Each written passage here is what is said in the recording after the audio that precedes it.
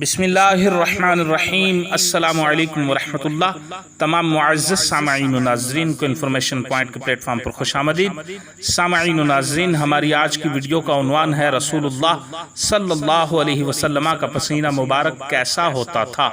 صحابہ کرام علیہم الرضوان کے مشاہدات سنیں۔ سامعین و ناظرین، مسلم میں، بخاری میں، ترمذی میں، مسند امام احمد بن حنبل وغیرہ میں مروی ہے، حضرت انس رضی اللہ تعالی عنہ سے روایت ہے کہ میں نے حضور صلی اللہ علیہ وسلم کے مبارک پسینے کی خوشبو سے بڑھ کر خوشبودار عنبر اور کستوری یا کوئی اور خوشبودار چیز کبھی نہیں دیکھی۔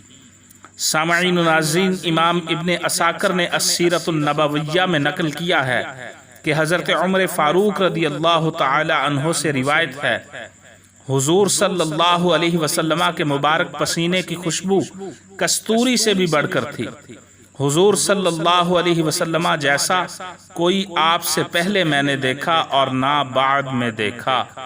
سامعین، امام صالحی نے سبل الہدی والرشاد میں نقل کیا ہے، حضرت علی رضی اللہ تعالی عنہ فرماتے ہیں، حضور صلی اللہ علیہ وسلم کے چہرہ انور پر پسینے کے قطرے خوبصورت موتیوں کی طرح دکھائی دیتے تھے اور اس کی خوشبو عمدہ کستوری سے بڑھ کر تھی۔